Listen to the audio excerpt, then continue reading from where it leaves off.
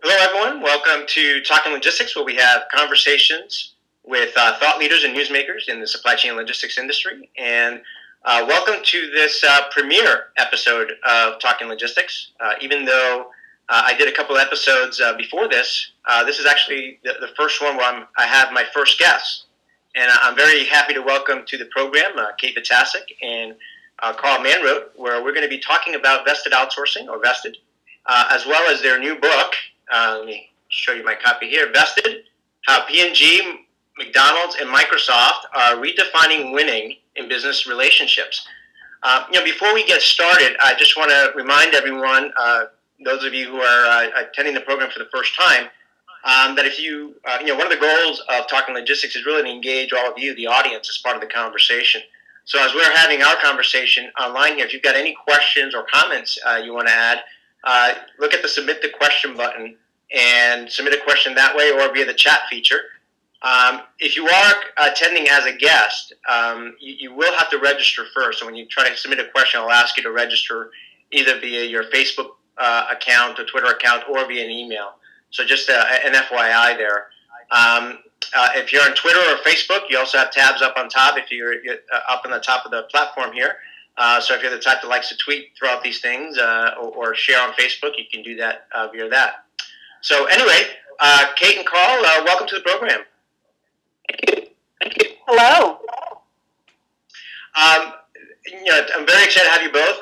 As you can tell, Kate is several time zones away because she's actually on vacation in Hawaii. So a big thanks to you, Kate, for taking time out of your vacation to be with us today.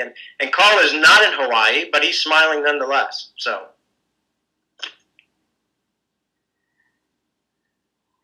Now, Karl, I don't think I was able to hear you there. I don't know if your voice went down for some reason. Let me check your microphone signal there. Can you say something, Kate? Hello, Adrian, and thanks for having us join you today. Great. And Karl, can you say something? I sure will. So hopefully I'm back on. Oh, there you are. A little bit louder. I was saying I may not be in Hawaii, but we're in Georgia, and that's about the same thing. Absolutely. Maybe not. You keep believing that, Karl. Okay, I will. Well, again, thank you everyone for joining us today. So let's get started. I've been a big fan of Vested ever since I took the course at the University of Tennessee, coming up on 4 years now.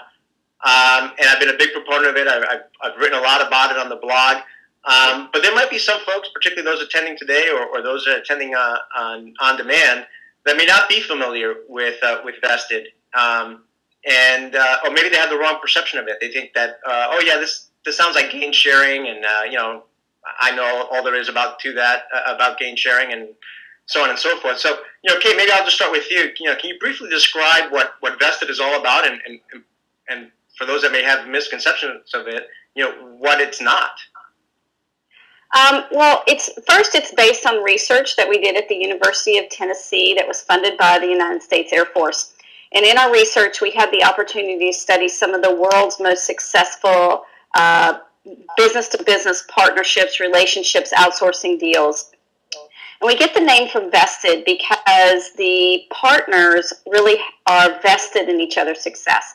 So the better the buyer does, the better the supplier does. So you're creating a business model that is almost like a joint venture, but it's not a joint venture. It's still a buy-sell relationship.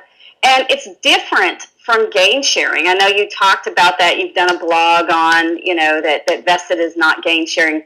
Gain sharing is a transaction-based business model, and you're simply putting an incentive fee on a transaction. So think of a rat on a treadmill. You give the rat a little carrot and it runs a little faster. They get a little bonus, right? They get a little snack.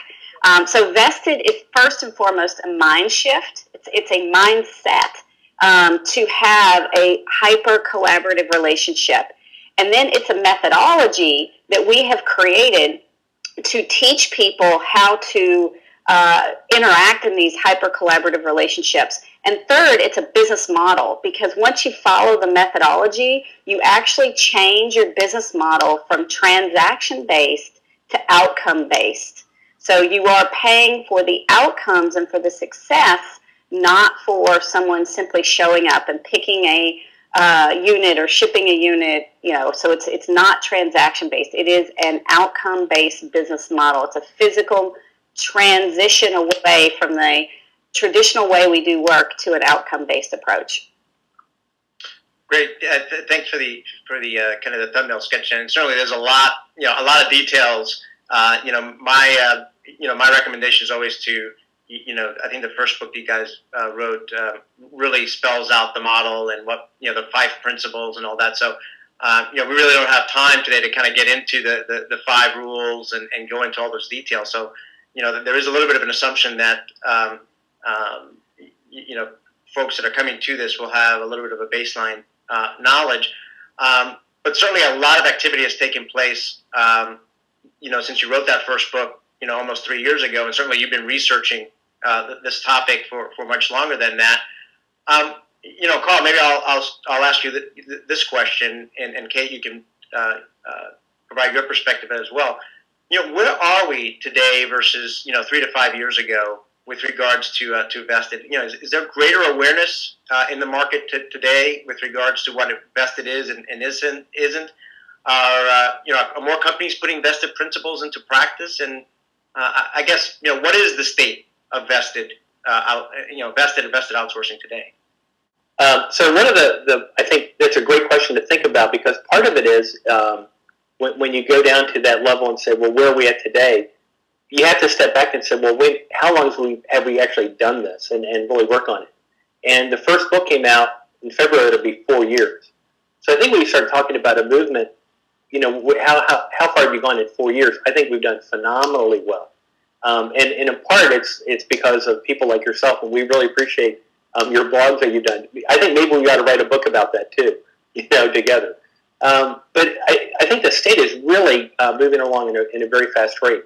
The other part of that is which is kind of interesting, is that people say they're doing Vested, and if you talk about, and Kate kind of brought this up, it's a behavior, it's a methodology, and people are doing part of that, but they're not doing all of it.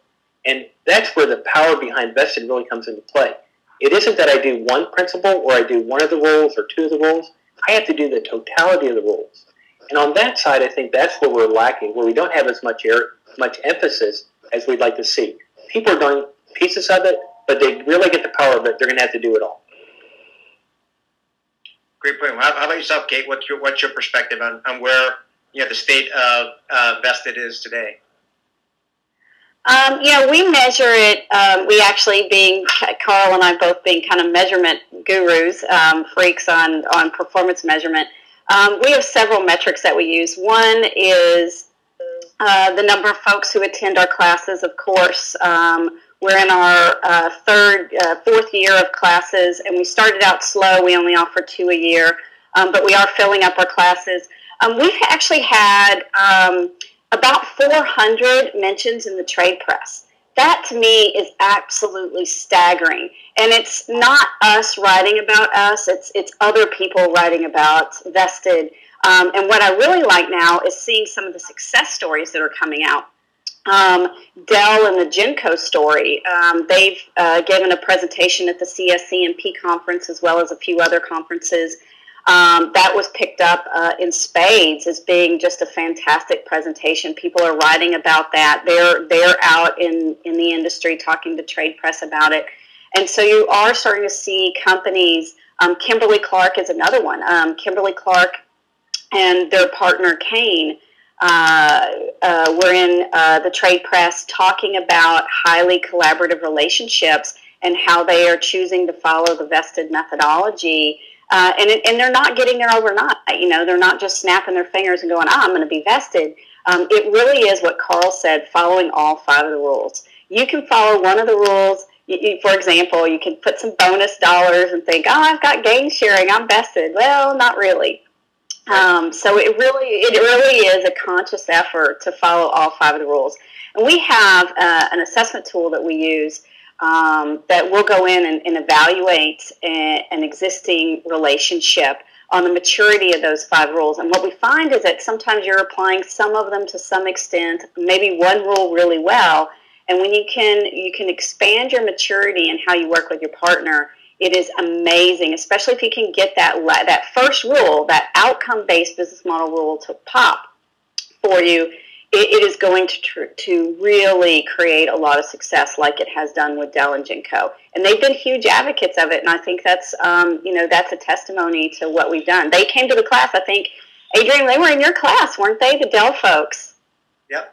Yeah, so the Dell folks were in your class, and, here they are, and just amazing success. The lowest scrap they've ever had, the lowest cost structures they've had. On every metric that they've had, how they measure their business, it's been, not small incremental improvements, but radical improvements. And we're very thankful that they have gone out and they're sharing their success story as well as several others.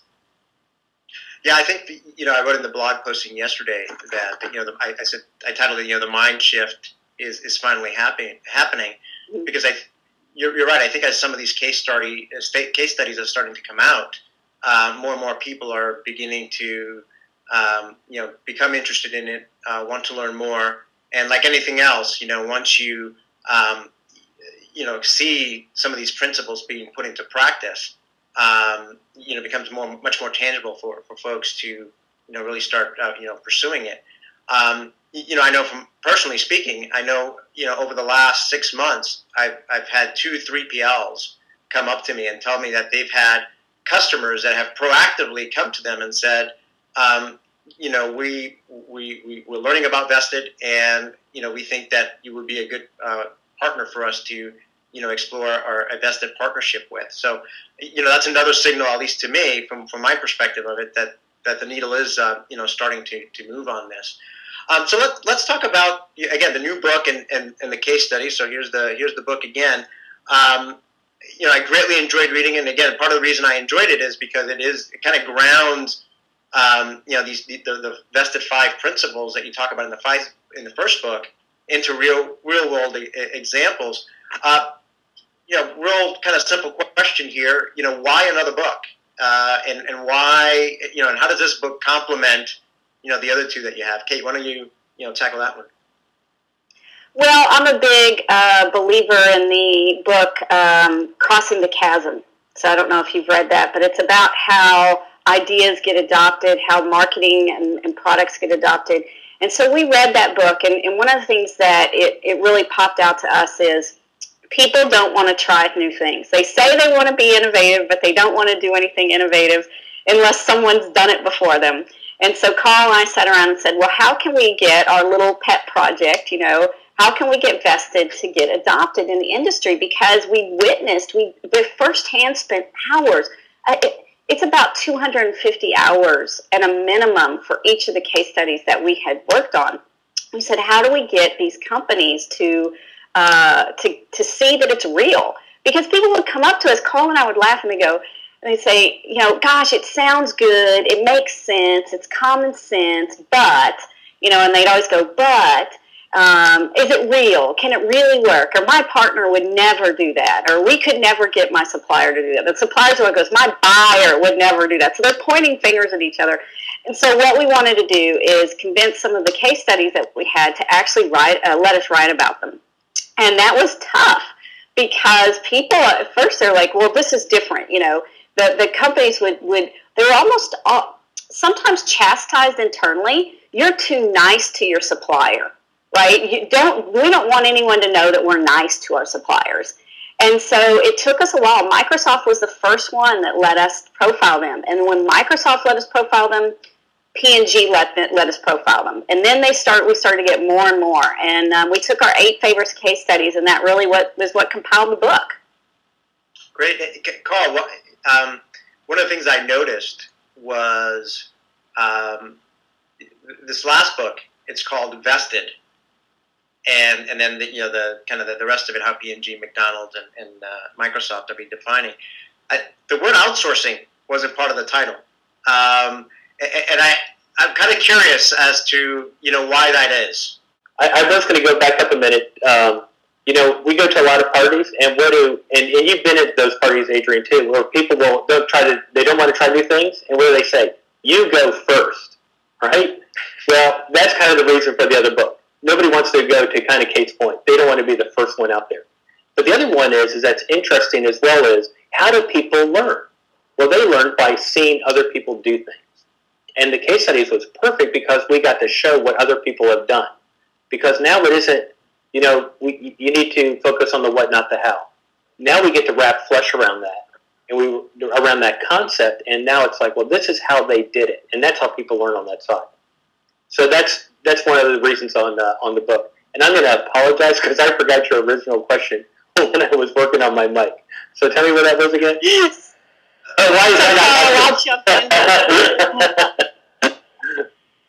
I'll jump in for you, Karl. So the question was, why do we drop the word outsourcing? And it was a conscious decision, actually.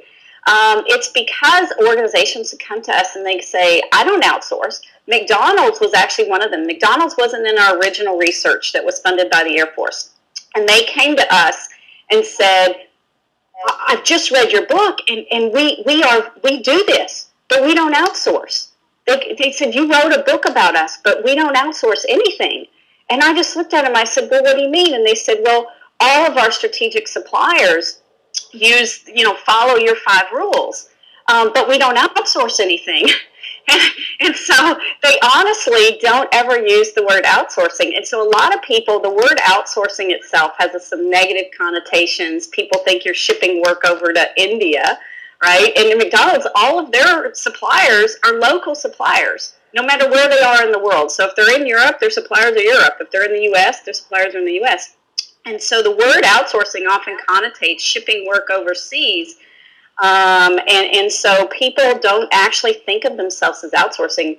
And so, you look at Water for People, which was a nonprofit. They don't outsource. They don't outsource anything. They have highly strategic collaborations with local governments and communities. Those aren't outsourcing relationships. But if you look at the word, go back to Adam Smith and outtasking, it was really about finding others to team with you to be more efficient. And that's what Water for People did. They outtasked because they couldn't do some of the work that they were doing in those regions, in those countries. And so we really wanted to drop the word outsourcing because a lot of people don't understand what it means. And it was being used in a way that didn't, connotate or support some of the case studies that we had, such as Water for People or the small business case study or the bridge, the construction project with the state of Minnesota. They don't outsource, do they? That's construction. That's not outsourcing. But reality is it's highly strategic relationships. When you can't do something, you need to partner with somebody else to help you achieve your goals. Yeah, that's a good point. And Karl, you want to add something there? It goes to the earlier point is that when we talk about behavior, that's what we're talking about on Vested. It is a behavior that applies in an outsourcing relationship, in a buyer-supplier relationship. It could be in an internal relationship as well. And there's also a methodology that can be applied into a lot of different relationships. So the Vested Outsourcing kind of did narrow us into one gap. It really wasn't fair. It was a little bit over-binding. We needed to broaden it out. Great. So let me we don't have the time to go into all the case studies, and obviously I think you'll get all of you attending will get the much richer experience by actually reading the book and reading all the details of the case studies. But I want to draw out, some of the key takeaways or key points that I saw in the book. And again, like you already mentioned, in the book you not only profile, those big companies, P&G, McDonald's, and Microsoft, but you also have, small companies, nonprofits, government agencies. So you really, show how these vested principles can be leveraged by organizations and companies of all sizes and from all different areas. One of the common threads that I saw, and it was a word that kept popping up throughout the book, was this word transformation. And it seemed that a key driving force for all the case studies, all the entities profiled in the book, for, pursuing a vested partnership or a vested approach to the way they do things, was to transform the status quo and truly reach a new level of performance and results. So it wasn't just, hey, this business process is not a core competency for us, so we just want to move it outside of 4 walls and have somebody else to do it. It was, I think Microsoft had the best example, which I highlighted in the best quote that I highlighted in my blog posting yesterday, was like, we didn't want to just, outsource the work. We wanted to outsource the transformation of the work. So do you agree? Do you see that as kind of being a common thread? This transformation as kind of something that's foundational, a core to Vested? And what other common threads did you guys see across these case studies as you were doing them? If you think about most of us, we don't really like this idea of change. So what I want to do under transformation is there's got to be some compelling event that gets me to say, how can I improve something? How can I get this to a different level? And if there's not that drive or that motivation, we're going to do the same old thing over and over again. You talked about Microsoft. They needed to change the way that they did their accounts payable. They knew they were bad. They needed to fix it. And that was a major motivator to kind of get them to change. Same thing with Procter & Gamble when they were looking with Jones Lang LaSalle. What's my motivator to go ahead and change? We wanted to do something totally different. And they knew by that transformation that there would be tremendous benefits that could be derived from that. Yeah, and I do think it's this desire or the recognition, the self-awareness, I think is maybe a good word, the self-awareness that they wanted to do something different, that the status quo was going to get them the status quo, or it was kind of like a rat on a treadmill, right? They could go a little faster, they could all work harder and make an incremental improvement, but they weren't going to have a breakthrough or a transformation. And so they wanted to change the nature of how they worked. And that's why rule number 1 is so important. A transaction-based business model is like putting a rat on a treadmill, right? You're going to still do all the same transactions. You may just do them a little faster, a little cheaper. So you're going after the incremental improvements versus changing to an outcome-based model. Think of this visual, right? The rat on the treadmill. What if I had a maze, and that rat was trying to get from point A to point B in that maze, right? And they're going around and they're going in circles trying to get to where they want to go. What if they could just break through that maze altogether? They could take and just go straight from one corner to the end of the corner without having to run around in circles. Well, that's what a lot of the transaction-based business models are. They do activities, but they're not non-value-added activities. So, Adrian, you're a logistics guru. Pop quiz. What does Jim Womack, father of lean, say about white-collar work? What % of work is non-value-added activities? Oh, you put me on the spot here. I'll let you answer that. There's a debate depending on who the resource is, but it generally speaking, people say between 70% and 90% of white-collar work is non-value-added activities. And if we're paying a service provider or anyone who's helping us to do a transaction, you're going to get those transactions. And so we need to change the nature of the work and move it to outcome-based. And Daniel Pink, author of Drive, talks about autonomy and outcomes. One of the best Harvard Business Review blogs Harvard Business Review articles, one of the most popular ones for last year, was an attorney speaking about outcomes versus activities. So you're starting to see the shift from activity-focused to outcome-focused and changing the nature of your work. But the entire history of how companies buy and sell is wrapped around transactions. And it is very hard to get out of that transaction-based mindset. And that's what we have done, is created a methodology that allows people to break that mindset, to physically just get in there and just snap it and change the nature of how they work. Yeah, those are great points. And I think in the book you talk about, which kind of gets a little bit to my next question here. Before I ask it, though, I just want to remind everyone attending, if you've got questions for Kate and Karl as we're going through here, please submit them via the submit a question button, or you can just type them into the chat, and I'll keep an eye on it.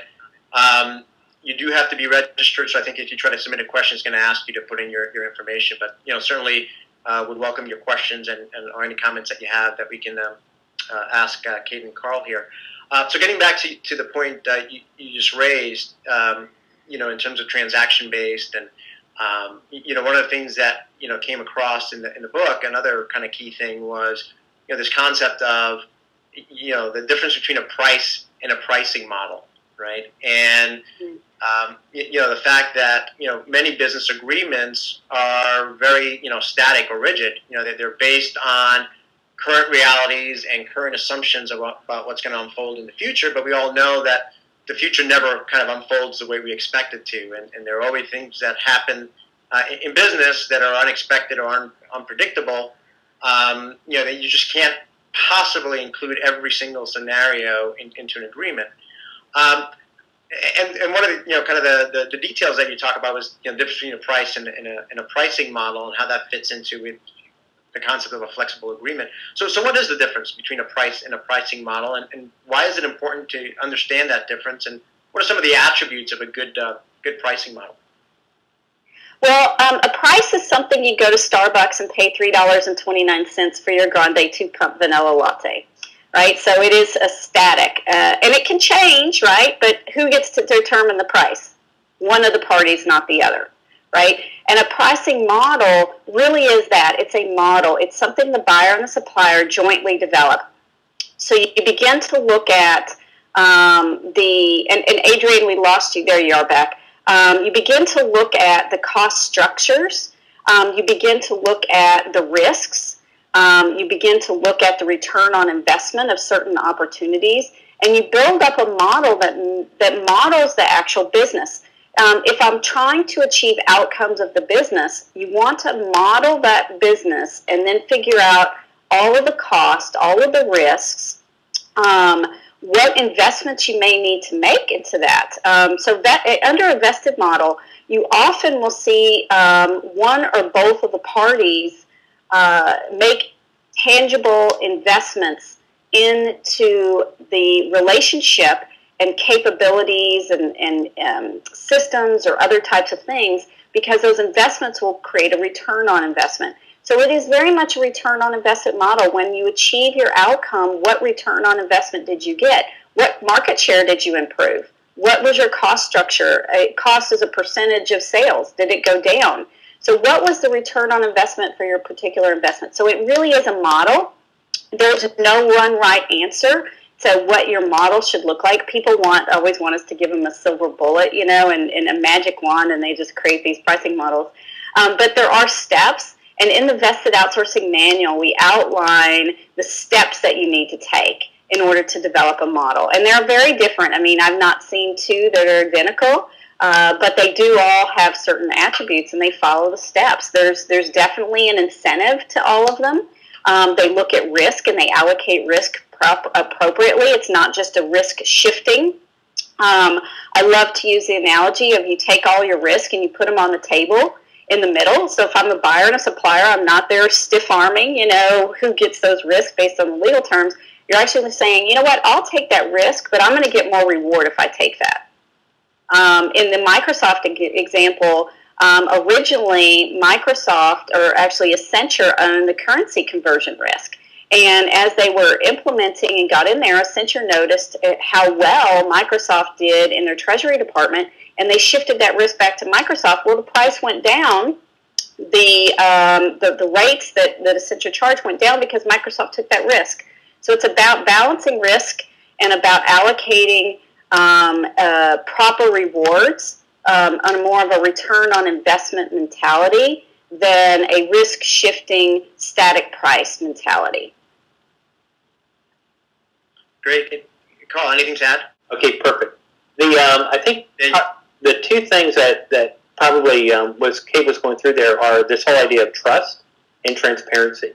So when you're putting the pricing model together, it isn't, go come up with a price and then tell me what it is. It's something that they do together as a group, right? So to Kate's point, let's put the cost on the table. Let's put the risk on the table so we can understand how to allocate. Well, that's very transparent. Well, what does that require? Well, I better trust you that isn't going to be held against me, right?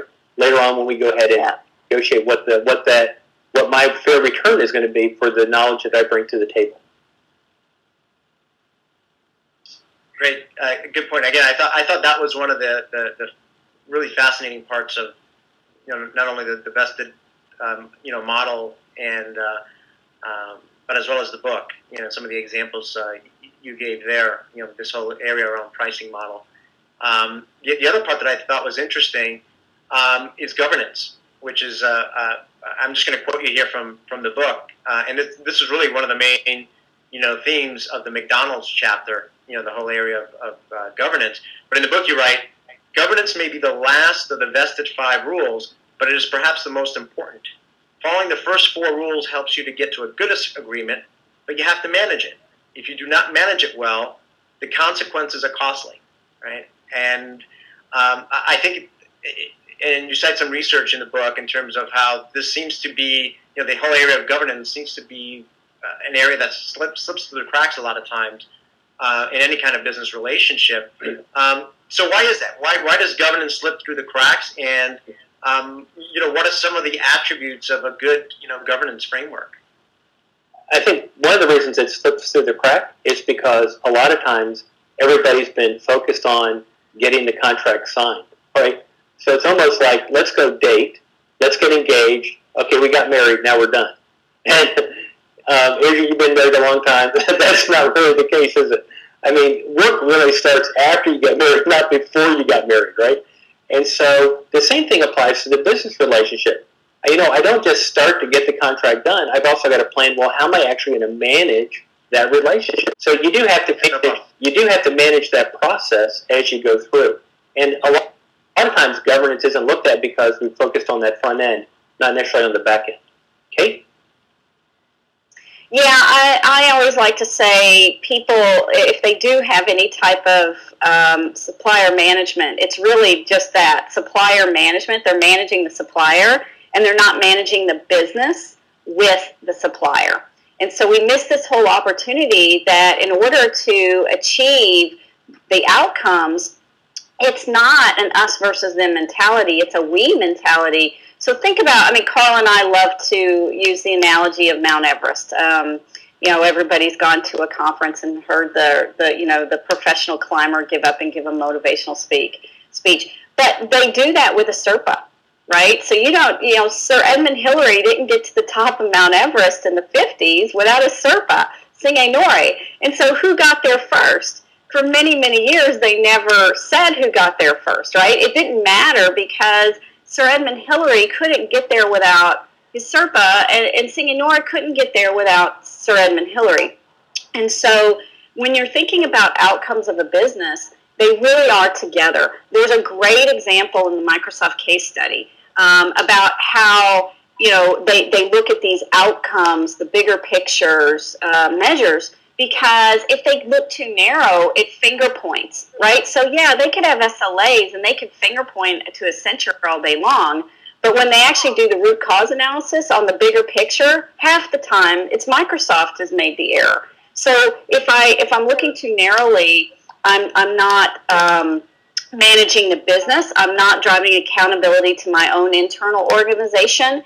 And so rather than have an environment of blame, it's more of an environment of root cause analysis, really getting to ferret out the real problems instead of pushing, pointing a finger to what's the supplier accountable for. So we are changing from managing the supplier, or in many cases, micromanaging the supplier, to managing the business with the supplier.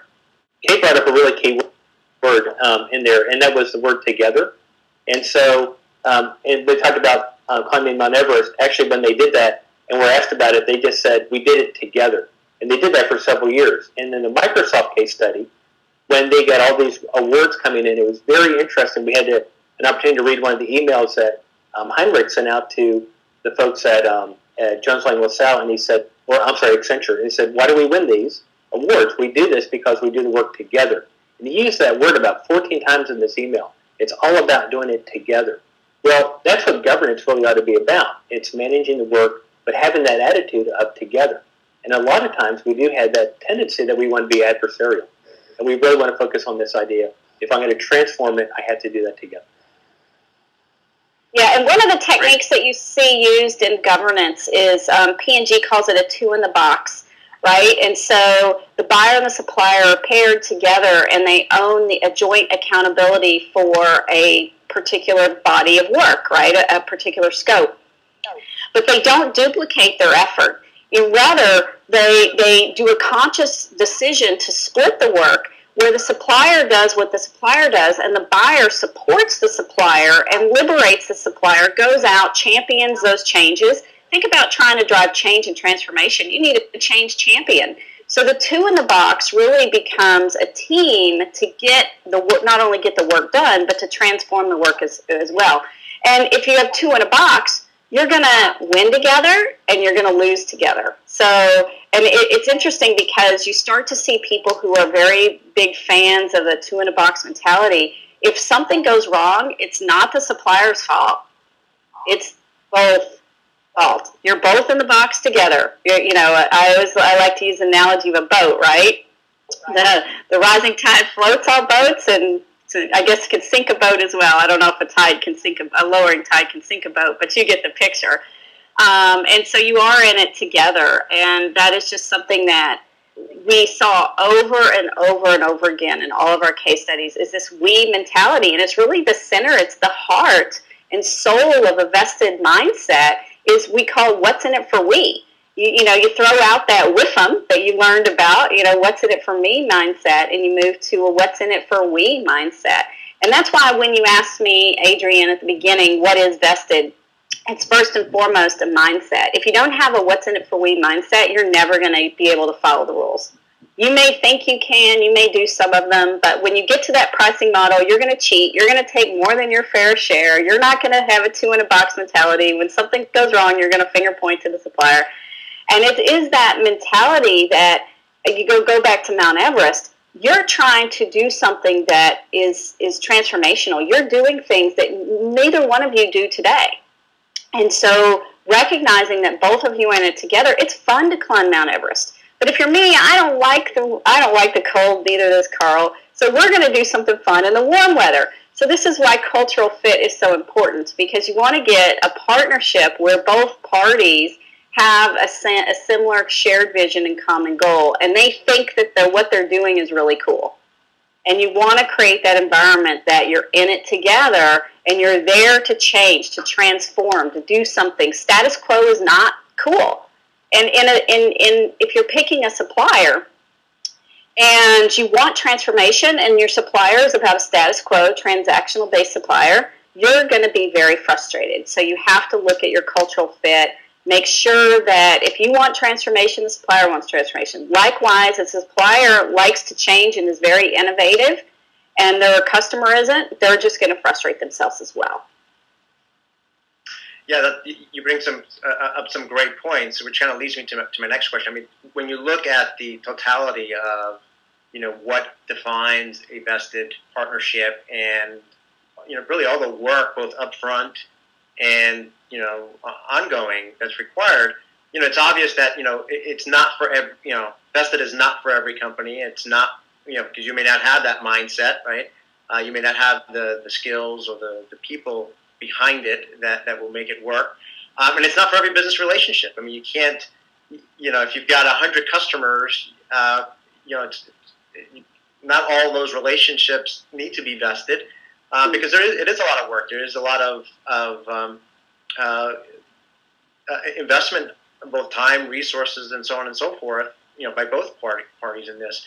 So how do you know, number one, if you're ready for a vested relationship, whether you have the right mindset or skills in place, and how do you know if an existing or perhaps even a new relationship opportunity that comes along is a good candidate for a vested approach? Karl, why don't you tackle that one first?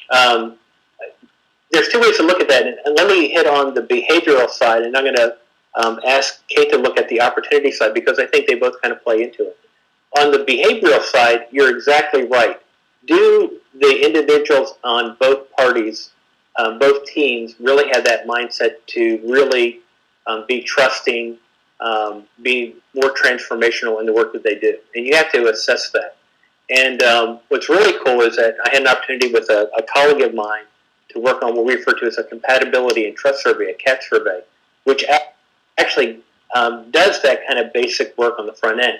So it starts looking at the team members in each of the two companies to see how focused they are in the work that they do, how willing they are on communication, what their communication skills look like, how trusting they are, what it looks like on innovation. And now I can look at it and actually score individuals and companies on the matrix to see how well they're performing in those areas. Now, if there's a deficiency, then you can kind of look at it and say, oh, you know what, there's a gap here between what I think how you're performing and how you think you're performing. Now we have a dialogue about that. What can we do differently? So it's a way to assess where we're at in the relationship. Are our values aligned? And if they're not, now it gives me a way, or at least gives me a tool that enables me to go ahead and have that conversation. Well, here's what we think we need to fix. Here's one area that we think we could do better. And a lot of times we think we're doing great. You know, the supplier may come in and we're doing a wonderful job when it comes to giving you innovative ideas. And the customer could say, I don't think anything that you've given me is innovative. Well, again, there's two different ideas. Until I talk about it, I won't come up with any agreement. So the CAT survey is kind of that way to kind of get you to think about that.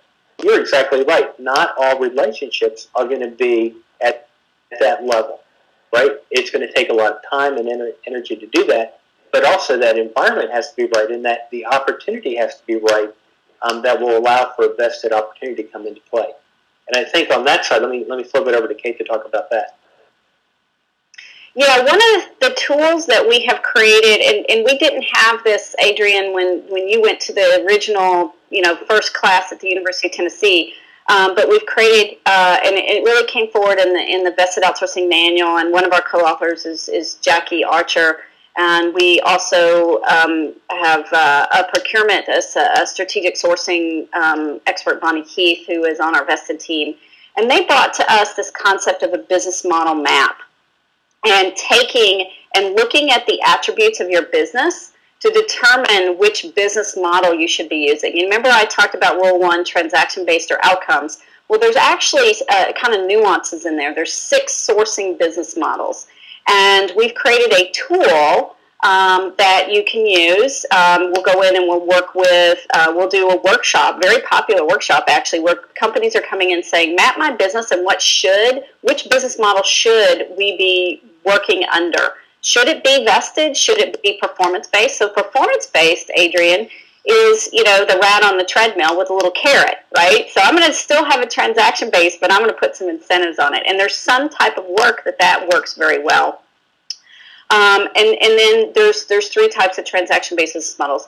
So we've written a white paper. It's free to anyone who wants to download it on our website, as well as all of our white papers.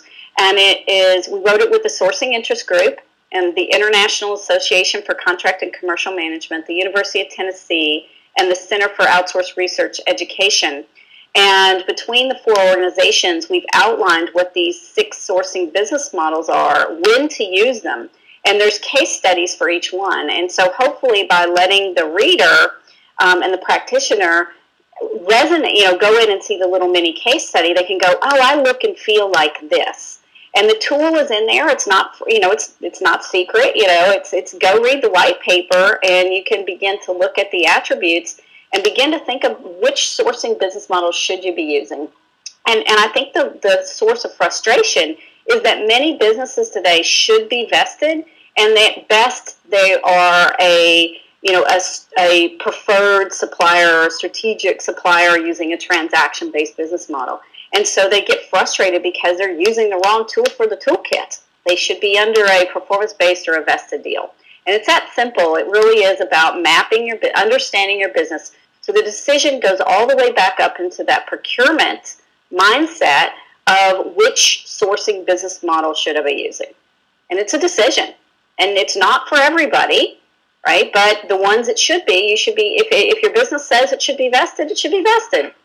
Use the right business model. Use the right tool for the right toolkit. Great points. And you mentioned the website, which is vestedaway.com. Is that correct? That's correct. And all of our white papers are free. You can download them. All of our short case studies are available as well on on the site. So our entire research library is free. It's open source. And we do have 4 modules of online. We do pre-work for our class at the University of Tennessee, as well as our online class. that we have when companies are going through actually doing a physical agreement. The buyer and the supplier will jointly take an online class. They'll do homework through those modules. They'll take the modules together, do homework, and in the end, they get an agreement. So it is the homework, think of it, is their contract. And so we have 4 modules of it's called Vested Outsourcing Orientation. It's free, open source material. Anyone can take it. You can use those. You can download those slides, actually. Use those in your presentations. So a lot of times people are asking us, gosh, I need to go back and convince my boss or the chief procurement officer that Vested's a good thing. You can use all of those slides in your own presentations. We just ask for attribution. So they're free. The orientation is there for anyone who wants to learn more about it. And, of course, we love people to come to our class. I mean, you came to visit us in Knoxville. It's a great class. Yeah, no, absolutely. I mean, I've been to the website many times. So any of you who are on today who are interested in learning more, as Kate said, there's a lot of great information on the vestedway.com website. We're about a little bit past the 45-minute mark here. So I've got one more question, but I just want to remind everyone, if you have a question, now's the time to ask it, because we're going to try to wrap up here in the next couple of minutes or so. Well, I asked my last question here, which is really simple. What's next, right? So you've got the classes, you've got all this great material on the website, you've got the 3 books. Kind of what's next? What's next chapter, if you will, on Vested for both of you? Well, actually, what's immediately next is actually just yesterday, Adrian. We submitted another book to the publisher that went into the publication status, so it's actually going to be going through the process to get printed, which takes forever. But it should be out late this summer. It's called Getting to We. And the reason why we wanted to write this book is because business people will come to us and say, okay, I get Vested, I've come to the class, I like Vested, but the people, the lawyers or whoever they are, right, there's always the infamous they, use tactics that aren't very we-friendly. And so when you read a lot of the negotiation literature, getting to yes is a great example. A lot of companies get to yes, they get to a contract, but they don't get to we, and it's not sustainable. And they go through, as Intel talked about in the first book, they had a wonderful quote about why they were choosing to pilot Vested is because they would get into this bid and transition mindset. They just bid. Todd Shire said, we only have so many suppliers that can do what we need, and we've gone through them all. So maybe we just need to change the way we think a little bit. And they piloted Vested, been very successful for them. And so you have people who have these negotiations, professionally skilled negotiators, who it's in their mindset and their professional training to do everything non-vested, to do non-we. It's all about me, right? And so we wanted to write a book about negotiating these highly collaborative relationships, because the tactics that you use, the actual negotiating tactics, are radically different. For example, you start with your guardrails or your BATNA. Okay, think about that. Really, I'm going to show my cards and show my walkaway up front. No negotiator would ever do that. Transparency? No, information is power. We hide that. So what we're trying to do is unteach some of the traditional negotiation tactics by drawing a comparison between what's in it for me tactics and what's in it for we tactics on negotiation. So that's immediately on the docket. And, probably my biggest passion, Adrian, is working with companies. We love companies coming to our classes or having us coach them, like we did with Dell and the Genco, getting in there and having them go, wow, you really, when you said outcome, you made us think differently. Because it is a different mindset, and we're not used to that mindset. It is about challenging the status quo. And we love working with companies, one at a time.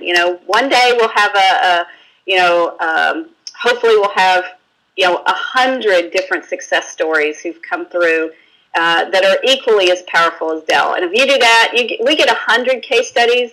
Everybody's going to adopt Vested, because it will not only be a cool idea, the proof will be in the pudding. It won't just be the handful of books, the case studies in the book, or the the other dozen or a couple of dozen that have gone through the methodology to the fullest extent and gone, wow, this works. And that's my favorite thing. We work with companies that are like, wow, this works. To hear the Dell folks at CSCMP, that's cool. That's cool. I mean, that's what jazzes me. I don't know, Karl, what do you think? No, I final thoughts? Yeah, well, Kate's already working on the other book, and there's another book coming out after that one. I think we're addicted to books now. And it's going to be on sourcing models and the role of power in that. So how do you actually develop the sourcing models? What are they? And so we're just starting that process now. Hopefully that'll get done by the end of this year as well. And I think the other part of that passion is especially on the education side, is taking that, learning from other individuals, and then sharing that with a broader audience. And watching that actually transform how people do business is really, really what's exciting. It isn't that people are doing the exact same old thing over and over again. It's really changing the way that people look at the business that they do, and it's looking at the relationships they have with their providers. And if we can do that, that's going to be an amazing way to spend your professional time. Great. Well, with that, we're out of time. But everyone, here's the book again: Vested: How P&G, McDonald's, and Microsoft are redefining winning in business relationships. So it's a great read. Highly recommend it. Kate, the sun looks to be nice and up there in Hawaii. So I want to again thank you for taking time out of your vacation. So go and enjoy the sand and surf again. And Karl, same with you. Thank you for making time to be with us this afternoon. Delighted to do it. Thank you very much, Adrian. Thank you so much. And I want to thank, we didn't get any questions here live, but I want to just remind everyone that if you do have some follow-up questions for Karl and Kate, just go to the talkinglogistics.com website. You'll see the posting for today's Spreecast here, and you can post some questions there, and certainly if we get any, I'm sure Karl and Kate would be able to follow up with you via that platform. And again, I want to thank you all for joining. If you haven't joined in the past, and you haven't done this in the past, go ahead and go to your calendar right now.